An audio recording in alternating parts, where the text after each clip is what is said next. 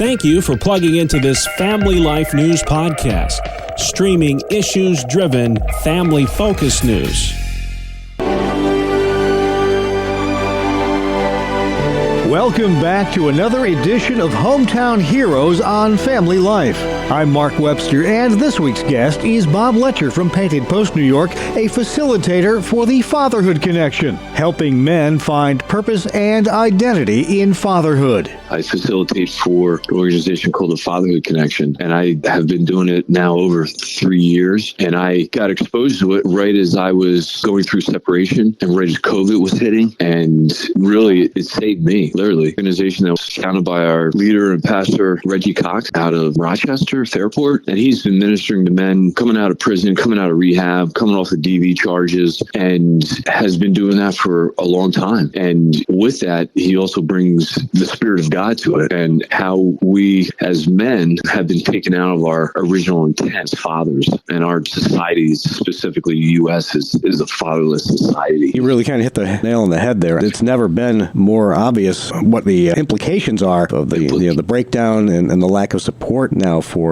traditional marriage and traditional mother-father system, and we're reaping the cost of that now. We can look back and point fingers, but what we're doing is going out and enabling men and lifting them up and celebrating them. We affirm and improve and celebrate you. And those words are very important. And the transformation that we are seeing in the Fatherhood Connection, the transformation is healing. Us men taking our rightful place in the family unit, whether that family unit is not physically together. And I've gone through it and things were tough, but I've really worked on the fatherhood, and the other men that are going through this have healed me and helped me. Every session, I come out of that with something, and we do it all over Zoom. Teletherapy is just exploding, but also the need is also there. So there's some of the silver linings that have come out of COVID, but that's an important piece of how we run our programs. Not to say that in person isn't very important. We do get together. This is a very personal passion for you too, isn't it? Well, it is.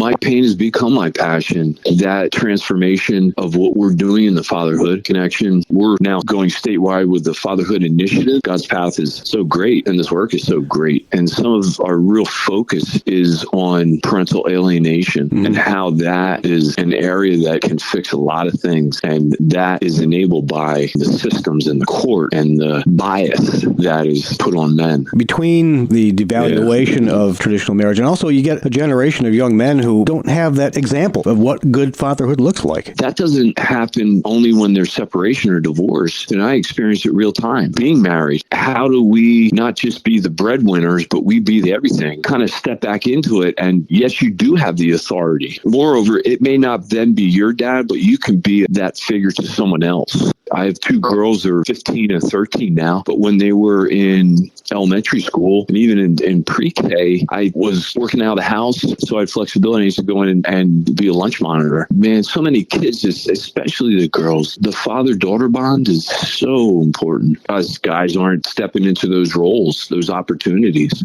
I say these guys, get involved with their education or get involved with their school. And there's no entryway for men to be involved, but there will be. Daunting as it is absolutely crucial, isn't it? Just to the very fabric of our nation. Yes, it is. We talk about repairing that breach, and fathers being involved with their daughters and their sons is so important, and it's very fixable. We're a generation away. We're breaking the cycles. Just like anything else, you can break that cycle through mindset, through prayer, through community, and that brotherhood that we bring fixes people. That is it. And the science is catching up with that. We see a lot of people, both Christian and around that are affirming men and pulling them up. But the systems need to catch up with that and being able to give them equal opportunity to be a father, to be a parent. They interviewed fathers across the board. Do you think you're replaceable? 58% of the men said they're replaceable as a father. But yet you ask those same children, like 2%. It's that mindset that we have to shift. We're not replaceable. And I say that all the time. You're not replaceable. As bad as you have been, that child wants to be in your life.